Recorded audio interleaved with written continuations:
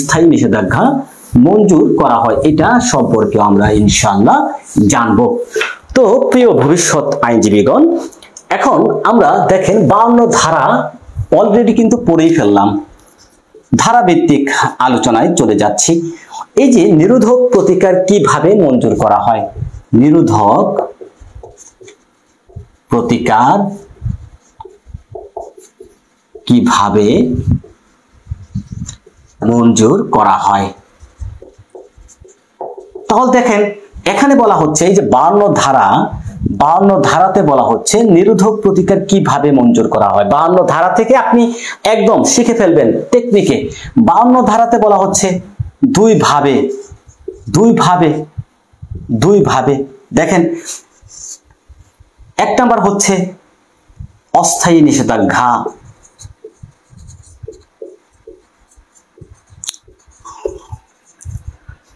আরেকটা হচ্ছে চিরস্থায়ী নিষেধাজ্ঞা।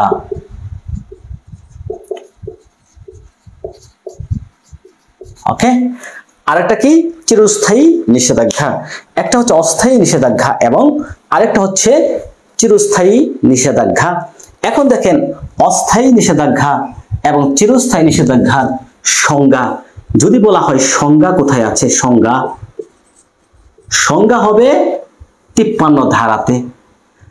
অস্থায়ী নিষেধাজ্ঞার সংজ্ঞা কোথায় আছে, অস্থায়ী নিষেধাজ্ঞার সংজ্ঞা 53। চিরস্থায়ী নিষেধাজ্ঞার সংজ্ঞা কোথায় আছে, সংজ্ঞা 53।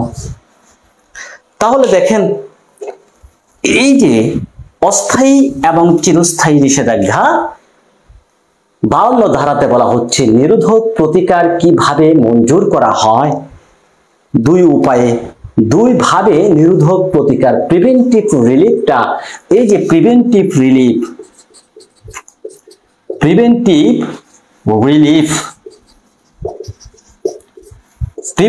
রিলিফটা কয় ভাবে মঞ্জুর করা হয়, এখান থেকে প্রশ্ন হয়ে যাবে।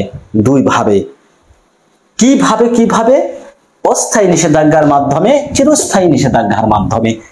53 ধারাতে অস্থায়ী নিষেধাজ্ঞার সংজ্ঞা দেওয়া হয়েছে। অস্থায়ী নিষেধাজ্ঞা কি, এখানে দেখেন অস্থায়ী নিষেধাজ্ঞার সংজ্ঞাটা যদি আপনি বলেন, আদালত একটি নির্দিষ্ট সময় পর্যন্ত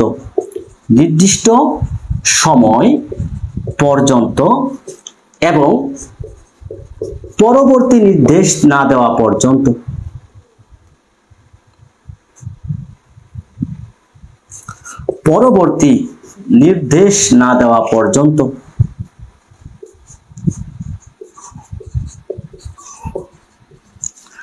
যে নিষেধাজ্ঞা দিয়ে থাকেন, যে নিষেধাজ্ঞা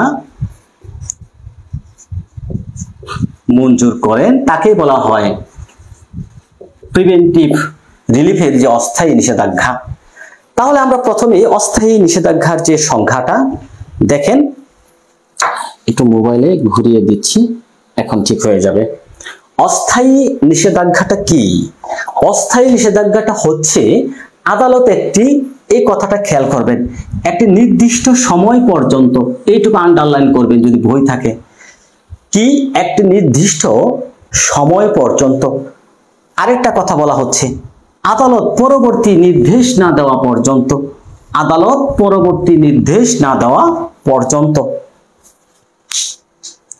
যে নিষেধাজ্ঞাটা মঞ্জুর করেন, যে নিষেধাজ্ঞাটা আদেশ দেন, এটাই হচ্ছে একটা অস্থায়ী নিষেধাজ্ঞা। চমৎকার ভাবে একটু আপনার মন মতো, আপনার ভাষায়, যারা লিখিত পরীক্ষা দিবেন সবাই অনেকেই যুক্ত আছেন, অস্থায়ী নিষেধাজ্ঞা সংক্ষেপে কমেন্ট করে সংজ্ঞাটা লিখে ফেলেন। ওকে, আমি এটা আমার সংজ্ঞা দিলাম, আদালত একটি নির্দিষ্ট সময় পর্যন্ত এবং পরবর্তী নির্দেশ না দেওয়া পর্যন্ত যে নিষেধাজ্ঞা মঞ্জুর করেন তাকেই বলা হয় অস্থায়ী নিষেধাজ্ঞা। ওকে, অনেকেই কমেন্ট দিচ্ছেন, চমৎকার, ভেরি গুড, অনেকেই কমেন্ট দিচ্ছেন।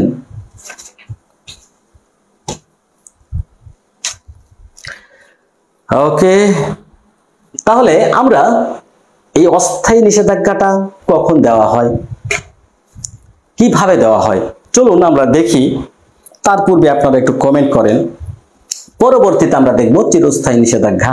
এটার সংজ্ঞা হচ্ছে যে আদালত, দেখেন চিরস্থায়ী নিষেধাজ্ঞাটা হচ্ছে শুনানির পর, একটা মোকদ্দমা শুনানির পর, এটা আমি সংক্ষেপে বলে দিচ্ছি, পরে আরো পূর্ণাঙ্গ বলবো, যে আদালত মামলাটা শুনানির পর চূড়ান্ত ডিক্রির মাধ্যমে যে নিষেধাজ্ঞাটা মঞ্জুর করেন। দেখেন বলাই হচ্ছে চিরস্থায়ী নিষেধাজ্ঞা শুধুমাত্র শুনানির পর মামলার গুণাগুণের উপর ভিত্তি করে প্রদত্ত ডিক্রির মাধ্যমে মঞ্জুর করা যায়।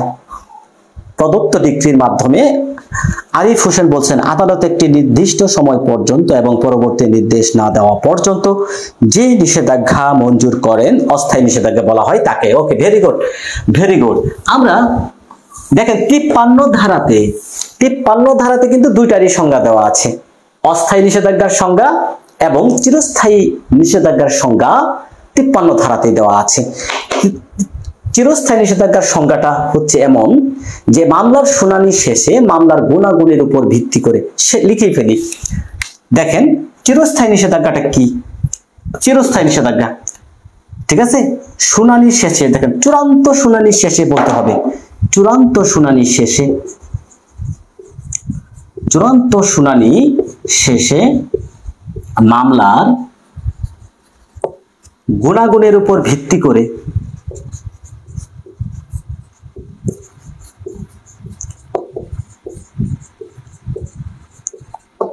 ডিক্রির মাধ্যমে, দেখেন কথাগুলো কিন্তু খুবই ইম্পর্টেন্ট।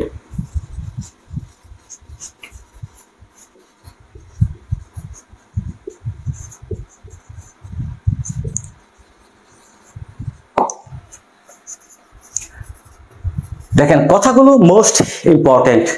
দেখেন একটা মামলা চূড়ান্ত শুনানি শেষে, চূড়ান্ত শুনানি হতে হবে মামলার গুণাগুণের উপর ভিত্তি করে এবং ডিক্রির মাধ্যমে।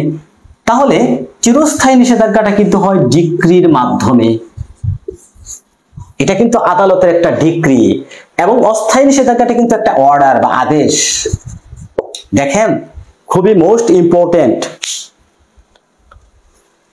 চূড়ান্ত শুনানির শেষে মামলার গুণাগুণের উপর ভিত্তি করে আদালত ডিক্রির মাধ্যমে যে নিষেধাজ্ঞা মঞ্জুর করেন সেটাই হচ্ছে চিরস্থায়ী নিষেধাজ্ঞা।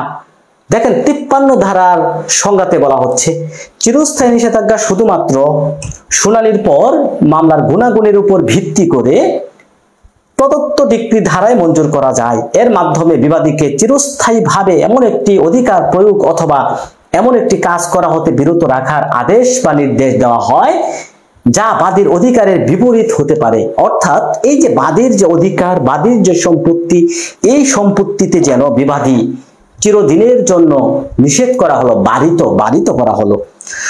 ওকে, কে জানি কমেন্ট করে কেটে দিলেন। আচ্ছা, একটি নির্দিষ্ট সময় পর্যন্ত অথবা আদালতের পরবর্তী নির্দেশ না দেওয়া পর্যন্ত কার্যকর থাকে তাকে অস্থায়ী নিষেধাজ্ঞা বলে। নুসরাত জাহান শিফা, চমৎকার। ওকে, সবাই লিখবেন। আমি আমার যারা দুরন্ত ল একাডেমির স্পেশাল ব্যাচের শিক্ষার্থী তাদেরকে কিন্তু আমি প্রত্যেক দিন কি করি, ক্লাস শেষে তাদেরকে অ্যাসাইনমেন্ট দিতে বলি, লিখতে বলি। কারণ একবার লেখা 10 বার পড়ার চাইতে উত্তম। তাই আমার এখানে যারা আছে স্টুডেন্ট সবাই কিন্তু লিখে, এই অভ্যাসটা তাদের গড়ে তোলা হয়েছে। ওকে ওকে, তাহলে আমরা অস্থায়ী এবং চিরস্থায়ী নিষেধাজ্ঞার সংজ্ঞা তাহলে দেখেন সামারি করে দিচ্ছি। 52 ধারাতে বলা হচ্ছে নিরোধক প্রতিকার কিভাবে মঞ্জুর করা হয়। যেভাবে নিরোধক প্রতিকারটা আদালত মঞ্জুর করবে দুই ভাবে। 53 ধারাতে বলছে অস্থায়ী নিষেধাজ্ঞার মাধ্যমে এবং চিরস্থায়ী নিষেধাজ্ঞার মাধ্যমে। এবং কিভাবে চিরস্থায়ী নিষেধাজ্ঞা দেওয়া যায়, কিভাবে দেওয়া যায়, এই যে চিরস্থায়ী নিষেধাজ্ঞা এটা কিভাবে দেওয়া যায় এটা বলা হয়েছে 54 ধারাতে। 5 ভাবে দেওয়া যায়, 5টি কারণে, 5টি কারণে চিরস্থায়ী নিষেধাজ্ঞা দেওয়া যায়। আবার অস্থায়ী নিষেধাজ্ঞাতে বলছে এটা কিভাবে দেওয়া যায়, এটা বলা হয়েছে দেওয়ানি কার্যবিধির কোথায়, দেখি কে বলতে পারে, আমি বলবো না, কে কোথায়, 39 আদেশ। ভেরি গুড, এটা 39 আদেশ অনুযায়ী নির্ধারিত। এটা হচ্ছে একটা দরখাস্ত বা আবেদন, অস্থায়ী নিষেধাজ্ঞাটা দায়ের করা হয় আবেদনের মাধ্যমে। খেয়াল করবেন, অস্থায়ী নিষেধাজ্ঞাটা আবেদনের মাধ্যমে করতে হয়, কিন্তু চিরস্থায়ী নিষেধাজ্ঞাটা 54 ধারা অনুযায়ী, চিরস্থায়ী নিষেধাজ্ঞা 54 ধারা অনুযায়ী কিসের মাধ্যমে? আরজি দাখিলের মাধ্যমে। এটা নিয়েও কিন্তু প্রবলেম আছে। যদি আমি প্রশ্ন করি আপনাদের, টেম্পোরারি ইনজাংশন কিসের মাধ্যমে দায়ের করা হয়? অস্থায়ী নিষেধাজ্ঞা কিসের মাধ্যমে দায়ের করা হয়? আরজি দাখিলের মাধ্যমে, আবেদনের মাধ্যমে, মেমোরেন্ডাম আকারে, নাকি সবগুলোর মাধ্যমে? কি হবে উত্তর? অস্থায়ী নিষেধাজ্ঞা কিসের মাধ্যমে দায়ের করা হয়? আরজি দাখিলের মাধ্যমে, মেমোরেন্ডাম আকারে, নাকি আবেদনের মাধ্যমে বা দরখাস্তের মাধ্যমে? শিমু সুলতানা বলছেন, মামলার শুনানি শেষে এবং গুণাগুণ বিচার করে যে নিষেধাজ্ঞা প্রদান করা হয় সেটা হচ্ছে পারপাচুয়াল ইনজাংশন বা চিরস্থায়ী নিষেধাজ্ঞা। নুসরাত জাহান সিফা 39 আদেশ। Very good Shimu Sultana. এই যে অস্থায়ী নিষেধাজ্ঞা, এটা কিন্তু অবশ্যই অবশ্যই মনে রাখবেন, এটা কিসের মাধ্যমে দেওয়া হয়? এটা দেওয়া হয়, অস্থায়ী নিষেধাজ্ঞাটা দেওয়া হয় দরখাস্ত আকারে। আপনি কিভাবে আবেদন করবেন? দরখাস্তের মাধ্যমে আবেদন করতে হবে। এবং চিরস্থায়ী নিষেধাজ্ঞাটা কিন্তু আবেদন করতে হবে কিসের মাধ্যমে? আরজি দাখিলের মাধ্যমে, সুট। ওকে, তাহলে আমরা 52 ধারাতে 2 প্রকার নিষেধাজ্ঞা সংজ্ঞা কোথায়? 53 ধারাতে সংজ্ঞা দেখলাম। আমরা অস্থায়ী নিষেধাজ্ঞাটা কি এটাও জানলাম। তবে অস্থায়ী নিষেধাজ্ঞার আরো কিছু বেসিক জিনিসটা আপনাদেরকে বলে দেই। 53 ধারাতে যে অস্থায়ী নিষেধাজ্ঞা, অস্থায়ী নিষেধাজ্ঞার কিছু বেসিক জিনিস আপনাদেরকে বলে দিচ্ছি।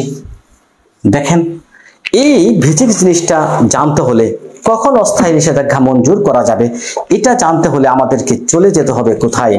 দেওয়ানি কার্যবিধির 39 আদেশে। এখানে দেখেন বলা হচ্ছে কিভাবে অস্থায়ী নিষেধাজ্ঞাটা মঞ্জুর করা হয়। যে সকল কারণে অস্থায়ী নিষেধাজ্ঞাটা মঞ্জুর করা হয়, এটা অস্থায়ী নিষেধাজ্ঞাটা কেন মঞ্জুর করা হয়, কেন, এটা জানতে হলে আপনাদেরকে চলে যেতে হবে দেওয়ানি কার্যবিধি 39 আদেশে। দেখেন একটার সাথে কিন্তু আরেকটার মিল পেয়ে যাবেন।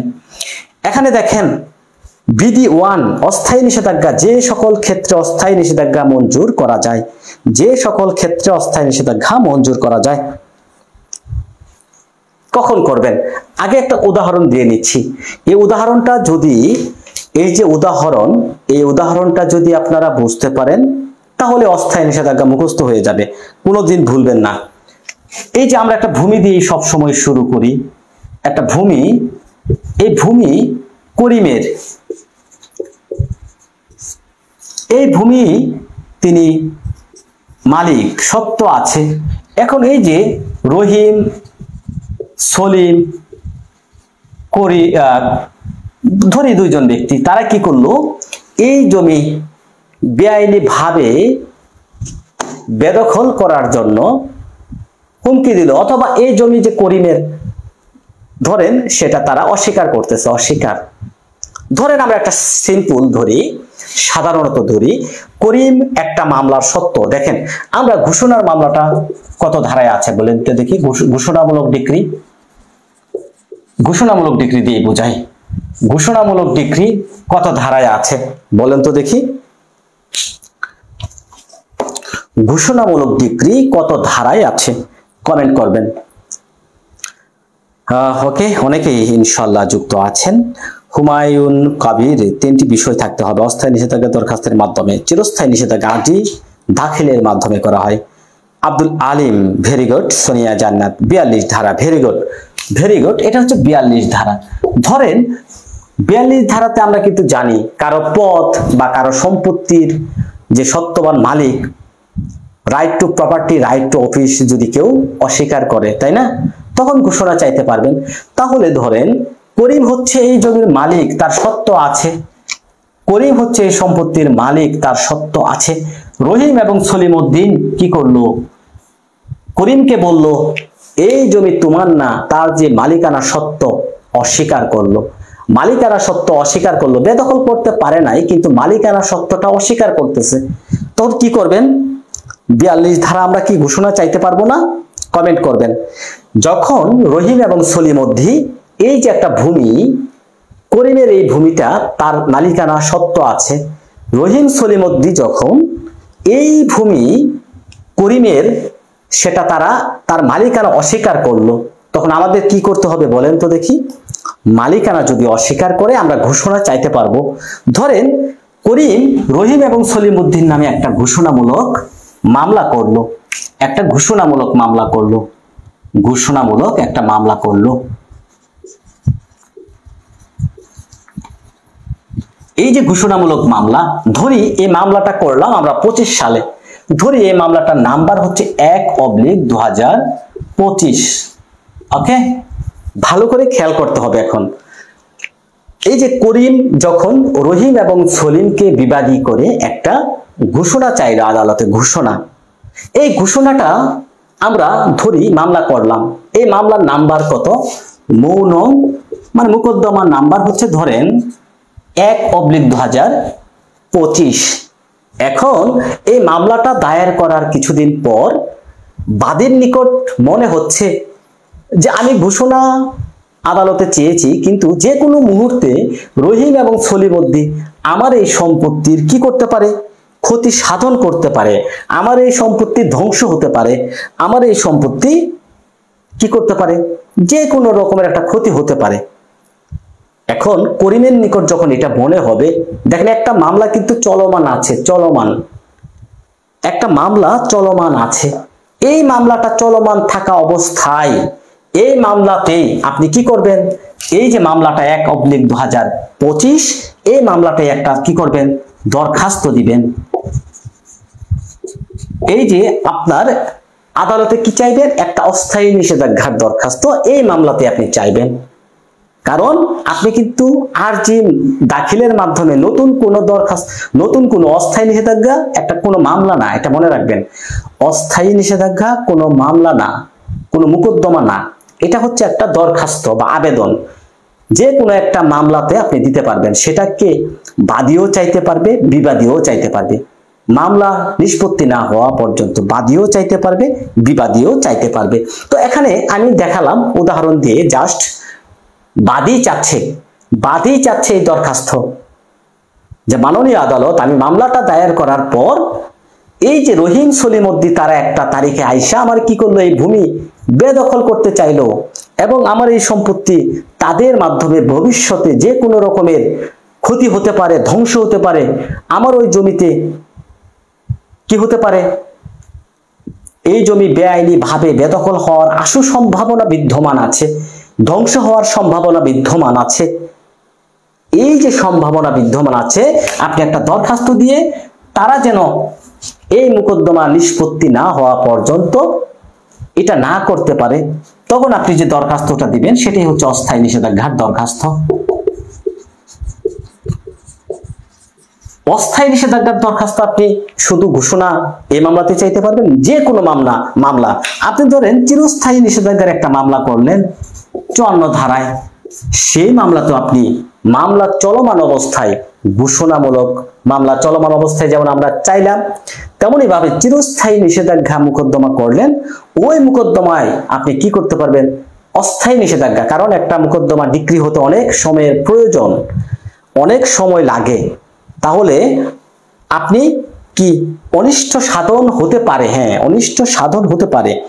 এখন একটা চিরস্থায়ী নিষেধাজ্ঞা অনেক সময়ের প্রয়োজন আছে, মামলাটা ডিক্রি হতে অনেক প্রসেসের মাধ্যমে অনেক লম্বা সময়, এর মধ্যে দেখা যাচ্ছে দুই পক্ষের মধ্যে যে কোনো একটা পক্ষ অস্থায়ী নিষেধাজ্ঞা চাইতে পারবে ওই সম্পত্তির ক্ষতির হাত থেকে রক্ষা করার জন্য, ধ্বংসের হাত থেকে রক্ষা করার জন্য, হস্তান্তরের হাত থেকে রক্ষা করার জন্য। ঠিক আছে, আপনি দেখেন 9 ধারার মামলা করি না, সুনির্দিষ্ট প্রতিকার আইনে 8 ধারার মামলা করি, 9 ধারার মামলা করি, যে কোনো মামলায় আপনি একটা দরখাস্ত দিয়ে কি করতে পারবেন? অস্থায়ী নিষেধাজ্ঞার আবেদন দিয়ে অস্থায়ী নিষেধাজ্ঞা চাইতে পারবেন। এখানে 39 আদেশে দেওয়ানি কার্যবিধির আমাদের এখানে দেখেন কি কি বিষয় প্রমাণ করতে হবে, একটু দেখে নেই। দেখে নিই একটু। হ্যাঁ, দেখেন এখানে বলা হচ্ছে কোন মোকদ্দমার বিরোধীয় কোন সম্পত্তি, এই যে একটা বিরোধীয় সম্পত্তি, এই যে এই সম্পত্তি বিরোধীয় সম্পত্তি, এই সম্পত্তির দেখেন ধ্বংসপ্রাপ্ত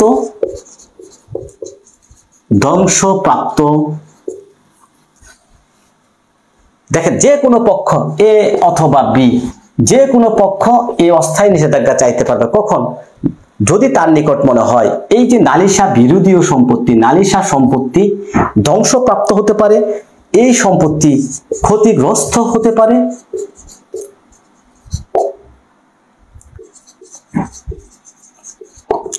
এই সম্পত্তি হস্তান্তরিত হতে পারে,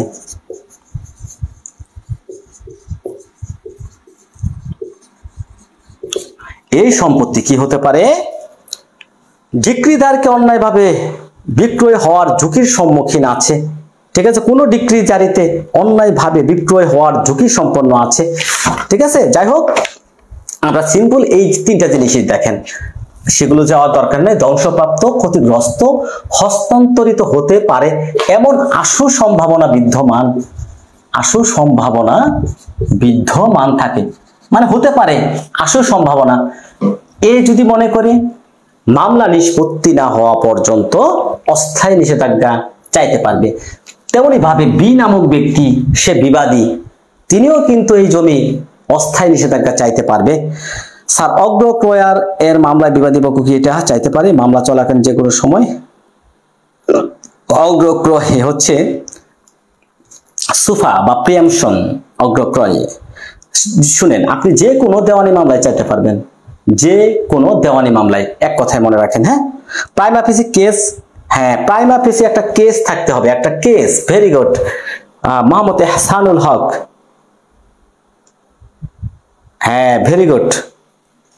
তাহলে দেখেন এই যে অস্থায়ী নিষেধাজ্ঞাটা তখন আপনি চাইতে পারবেন, তবে অবশ্যই একটা প্রাইমা ফেসি কেস থাকতে হবে। এটা কত ধারায় চাওয়া হয়? 39 আদেশে। আবার এটা যদি কেউ ভঙ্গ করে, ধরেন আদালত অস্থায়ী নিষেধাজ্ঞা দিল, অস্থায়ী নিষেধাজ্ঞা, এই যে অস্থায়ী নিষেধাজ্ঞা কেউ যদি ভঙ্গ করে তাহলে কি হবে? এই অস্থায়ী নিষেধাজ্ঞা যদি কেউ ভঙ্গ করে তাহলে কি হবে? দেখি কে কমেন্ট করবেন।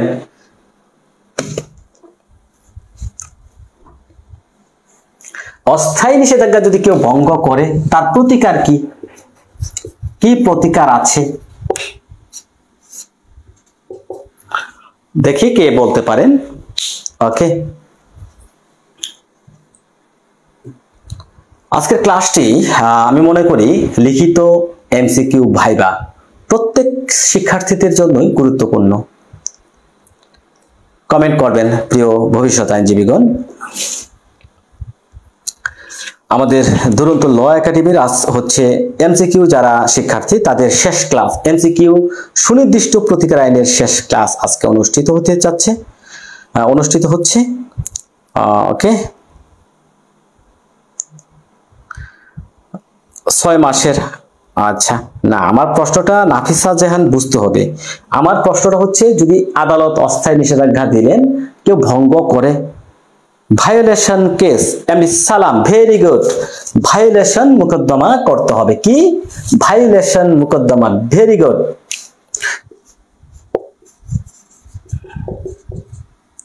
ভায়োলেশন কেস একটা দরখাস্ত দিতে হবে, ভায়োলেশন কেস তাকে বলা হয়। ভায়োলেশন মোকদ্দমা করলে এটা কোথায় করতে হবে? 2-3 39 আদেশের 2-3 এটাতে কি বলা হয়েছে? ওই ব্যক্তির কি হতে পারে? 6 মাসের দেওয়ানি কারাগারে আটক। কতদিন? 6 মাস, অনধিক 6 মাসের দেওয়ানি কারাগারে আটক রাখার নির্দেশ দিতে পারেন। ঠিক আছে, তার সম্পত্তি ক্রুক, দুইটা আদেশ দিতে পারেন, সম্পত্তি ক্রুক এবং ভায়োলেশন মোকদ্দমা করলে 6 মাসের অনধিক 6 মাসের সিভিল প্রিজন বা দেওয়ানি জেলে আটক রাখা যাবে। ওকে, তাহলে 6 মাস দেওয়ানি জেল। ওকে, ভেরি গুড, যারা বুঝতে পেরেছেন ভায়োলেশন কেস, ভেরি গুড। তাহলে আমরা 53 ধারাতে জেনে ফেললাম একদম অস্থায়ী নিষেধাজ্ঞাটা কি, কখন হয়, কিভাবে হয়। আমি অস্থায়ী নিষেধাজ্ঞার মুসা বিদাস